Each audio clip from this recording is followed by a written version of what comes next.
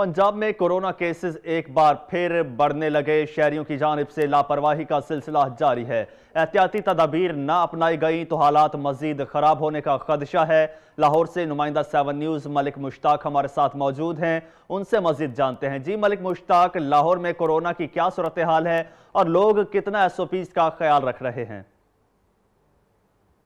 मैं मौजूद हूँ लाहौर में हॉस्पिटल। मेरे साथ मौजूद हैं प्रोफेसर डॉक्टर असद असलम साहब। इनसे जानते चूँकि ईद गुजर गई और उसके बाद कुछ हलकों में ये आम तौर पर कहा जा रहा है कि शायद कोरोना की सूरत हाल पहले से कुछ बेहतर है, लेकिन आज कैप्टन उस्मान साहब की तरफ से, DCO साहब की तरफ से ये कहना है कि दोबारा से सूरत हाल बिगड़ती हुई नज़र आ रही है। डॉक्टर साहब से हम पूछेंगे कि लाहौर के हस्पतालों में कितने वेंटिलेटर्स हैं या कितने बेड्स खाली हैं, इस हवाले से बात करते हैं। क्योंकि असद असलम साहब मेरे साथ मौजूद हैं।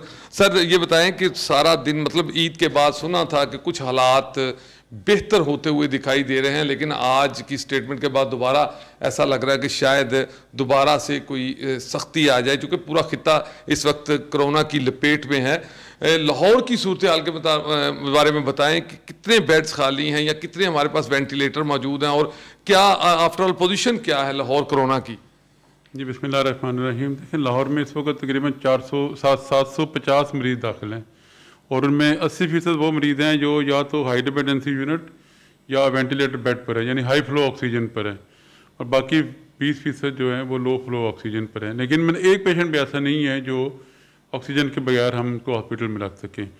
इस वक्त जो वेंटिलेटर सिर्फ लाहौर में जो ऑक्यूपेंसी रेट है वो 65% है।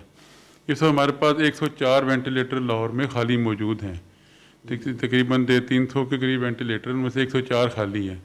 और जो हाई डिपेंडेंसी यूनिट बेड के जो ऑक्यूपेंसी जो इस वक्त रेशियो परसेंटेज है वो 35% है।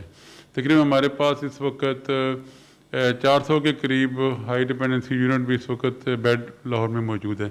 लेकिन ये एक हमारे हिसाब से एक वक्ती आर्जी प्लेटू है, अभी डिक्लाइन नहीं आया। अगर ज़रा से भी अब एहतियाती शुरू कर दी लोगों ने, तो इसके फ़ौरन बाद देखने को आ रही है दुकानों पर, सड़कों पर, तो ये हमें डर है कि ये एकदम खुदा ना खाता वेव एकदम ना ऊपर उठ जाए।